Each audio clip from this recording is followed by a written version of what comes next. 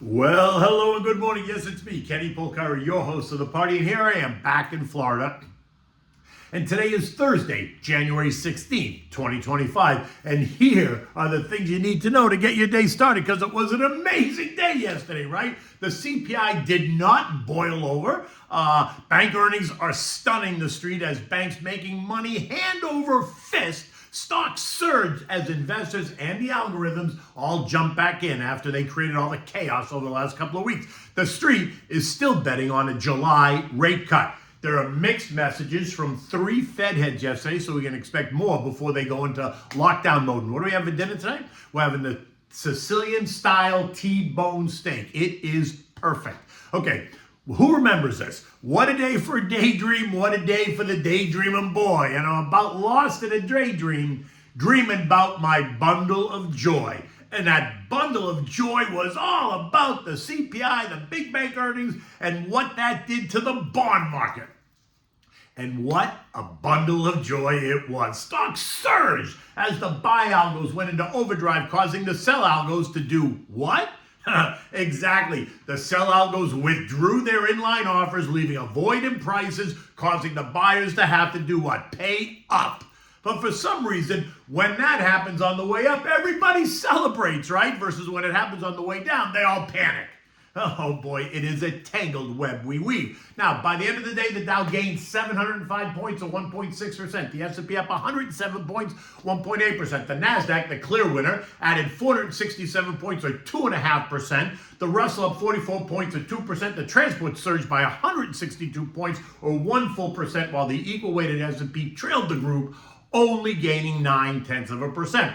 The indexes, which were all in negative territory after the start of the year, have now managed to right that ship, and they are all up year to date. I know it's early, but it still feels good to so many investors. Now, the news? Well, it started with the December CPI report, which was mixed at best, but it wasn't really any hotter versus Tuesday's PPI, which in fact was, which the algos took as a win. At the end of the day, the CPI month over month came in at up 0.4. That was up one tenth higher than it was last month. The CPI ex food and energy came in at up 0.2, which was 0.1% lower versus last month. Year-over-year figures had top line CPI up 2.9%, which was up from 2.7%, while ex food and energy came in at plus 3.2, which is down from 3.3. So it was a mixed message. In the end, the market took the report as a win and sent futures substantially higher in the pre-market and then through the day. And then it was the banks. Earnings from JPMorgan, Wells Fargo, Citibank, Goldman Sachs, and what those results revealed was that these guys have benefited from higher rates and apparently a strong consumer, right? They're making money hand over fist. The loan loss reserve account, something that I was keying in on, did not surprise to the upside. In fact, the banks allocated less money to those accounts, suggesting that they do not expect any significant increases in loan defaults, right? Think mortgages or credit cards. Just FYI, that's a plus from an investor point of view. JPMorgan's net income soared by 50% to $14+ billion in the fourth quarter as profits and revenues easily beat any of the estimates, and that street analysts had provided. Earnings rose to $4.81 a share versus $3.04 year over year, right? Street estimates were $4.09. Revenues are up 10% at $43.7 billion, while the street expected $41.9 billion. For the year, they posted $54 billion in record profits. And yesterday it gained nearly 2%. And then it was Wells Fargo that also topped profit expectations, with net income jumping 50% to $5.1 billion or $1.43 a share versus 86 cents a share last year. Revenues of $20.4 billion, which was just under the street estimates, although Wells Fargo gained 6.6%. And Citibank and our friends at Goldman took the stage, and as expected, they both beat the street estimates.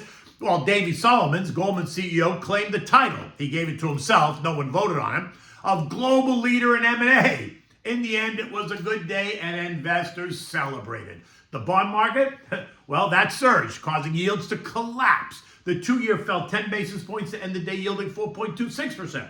The 10-year fell 13 basis points to end the day yielding 4.65%, while the 30-year came back from the brink of piercing 5% to end the day at 4.87%. The TLT, which is the 20-year bond ETF, gained 1.75%, while the TLH gained 1.5%, leaving both of those assets just below the unchanged line for the year. And the VIX, which is the fear index, did exactly as you would expect. It fell 14%. Right? Bullish sentiment sending fear to the sideline. Yesterday's decline took us back from the anxious zone, leaving us just above the complacent zone. It ended the day sitting just on top of the long-term trend line at 1597. Now, if we breach that to the downside, then we're going to be back completely into complacency territory. Overnight, the VIX did break below it to trade at 1584, but this morning it's trading around 16. I suspect if we get more good bank earnings from Bank of America, PNC, Morgan Stanley, and MTB, then we're going to see the VIX trade lower. Just FYI, they all beat. No one should be surprised. Bank of America is up 1.4%. Morgan Stanley up nearly 2%. MTB up 3%. PNC is down 1.2% because they actually beat the earnings, but they missed on revenues. Now, economic data today includes another key data point, retail sales, and they are expected to be up. Right? Think top line month over month, ex autos and gas month over month, right? I'm sure we're going to be hearing a lot about the holiday shopping season and how successful it was. Tomorrow brings us housing starts, which are expected to be up 3%, and building permits, which while down, expected to be down 2.2%, they were very strong last month at plus 5.2%, making it the sharpest increase since February of 23. So it's more like a balancing act as it comes back to trend line. U.S. futures this morning are, as you might expect, a little bit mixed. Dow futures are down 110. S&Ps are up 14. Nasdaq's up 95, while the Russell's down 6. The day started strong again with earnings. In addition to the banks, we also heard from UNH, United Healthcare. They beat on earnings, but they missed on top-line revenues by a hair and reported a higher-than-expected medical cost ratio at 85.5%, which is causing the algos to hit the sell button, taking the stock down 3.5%. I don't think it's a disaster at all, but that's what's happening. In the end, yesterday's data is causing the swaps traders to once again retake the narrative and fully price in 125 basis point rate cut in July. Something I still think might be a bit premature, but I'm open to changing my mind over the next month or two. In any event, no one should expect the Fed to change their minds next week. There is no rate coming next week at all, but we can expect a lot of discussion around the latest data points and how they may affect the thinking and then the forward-looking narrative. The blackout period for FOMC members does not begin until next Tuesday, so expect to hear some of them chatter before then. In fact, yesterday, we heard from New York's Johnny Williams and Chicago's Austin Goolsbee, and as expected, they're going to tell you confident that inflation is receding, and they are suggesting further rate cuts are in the future. On the other hand, we heard from Richmond's Tommy Barkin, who said that while it appears that inflation is in decline, rates should remain restrictive, which means he favors no rate cut. And to be clear, I don't think 4.25% to 4.5% rates are restrictive at all. Clearly, the economy doesn't either as we move along. But look, that's me. Oil continues to push higher, and it pierced $80 yesterday, a level that we've been talking about as it's reacting to the latest Biden move to impose even tougher sanctions on Russia last week, which removes about 700,000 barrels a day of supply off the market. Now, it's interesting. Joey imposed these sanctions just days before he leaves office, clearly igniting the surge in oil, leaving high oil prices for the new income administration to deal with. We're now teasing the highs seen in April and then in June of 23 as well as June of 2022. The new administration promises to bring the price of oil down by opening up the spigots. Let's just see if that's true, because that'll help everything. Inflation, transportation, cost of everything. This morning, oil is down 90 cents at $79.20. Gold, which pierced 2,700 last week, continues to push higher. This morning, it's up $10 at $27.28. The argument is because yesterday's CPI sent the message that lower rates may be coming, and lower rates would support a move higher in gold as the opportunity cost of holding gold decreases with rate cuts.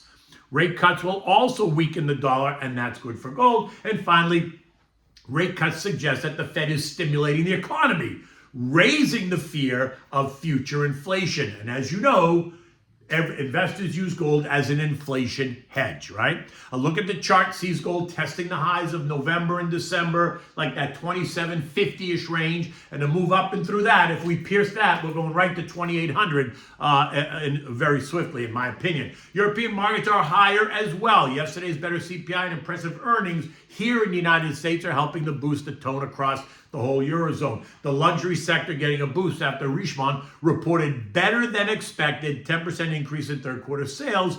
Richemont is up 17% this morning, and that has taken the whole group higher. LVMH, Christian Dior up 8%, while retailers are higher as well. The S&P ended the day at 59.49, up 107 points. The tone is upbeat right now, and that's good. We are now kissing the upper band of the 58.22, 59.50 trading range that I identified last week. A move up and through 59.50 is going to take us right back to 6,000 also relatively quickly. If we struggle, then I expect that we're going to back off and fill the gap that was created yesterday down at 58.70 when the market rocketed higher. In any event, the news has ignited a new sense of excitement for investors, which only reiterates my point. You stay focused, you manage your risk, you stick to your plan. History demonstrates that a well-planned, long-term, focused, and diversified financial plan can withstand virtually any market surprise and related bouts of volatility. It's about being there in the long term, right? You got to be in it to win it. Okay, so what do we have for dinner tonight? We're having the Sicilian-style T-bone steak. Now, the Sicilian-style T-bone draws from the rich culinary traditions of Sicily, blending simple, fresh, and bold Mediterranean flavors with a focus on high-quality ingredients, right? Sicilian immigrants brought their culinary traditions to cities like New York and Boston and Chicago, where Italian-American communities thrived. Sicilian-inspired T-bone steaks became a popular dish, combining Sicilian flavors with the local ingredients. For this, now, it's simple. You don't need much, but for this, you need a 1-inch T-bone, crushed garlic, olive oil, fresh grated Parmigiana cheese. You need oregano, breadcrumbs, and salt, seasoned breadcrumbs and salt and pepper. You want to set the oven to broil high, right? Set the rack on the second level from the broiler, not right up against it. Now begin by marinating the steak in the garlic and the olive oil, making sure to massage the steak on both sides so that it's well coated. Do not drown the steaks in oil, just enough to massage them. Next, on a separate plate, combine the breadcrumbs, the cheese, the salt and pepper, the oregano, some garlic powder, maybe onion powder, season it up a little bit, mix it well. Now take the T-bones, dip the T-bones in the breadcrumbs on both sides, right? So you coat the T-bone with the breadcrumbs, and then place it in a broiling pan under the broiler in the oven. Now, depending on how you like it, you want to cook the steaks, turning them halfway through, right? Maybe 8 minutes for medium steak. So 4 minutes on each side, 4 minutes and 4 minutes. 12 minutes for, 8 minutes for a rare steak, 12 minutes for medium steak, 15 minutes for really well done. Remember, they're only 1-inch steaks. If you get thicker ones, then you need to cook them a bit longer. When it's done, you want to remove it and place it on a plate. Serve this with like a large mixed green salad and either a baked potato or roasted potatoes, you know, something that goes with it. And the potatoes are always good with steak. And anyway, enjoy this with a nice Chianti, right? It doesn't get any more complicated than that. It's rather simple, and it is always delicious. Now, look, it is Thursday morning here. It looks like it's kind of going to be an overcast day in Florida, but it is about 70 degrees outside, so you can't beat that. In any event, until tomorrow, take good care.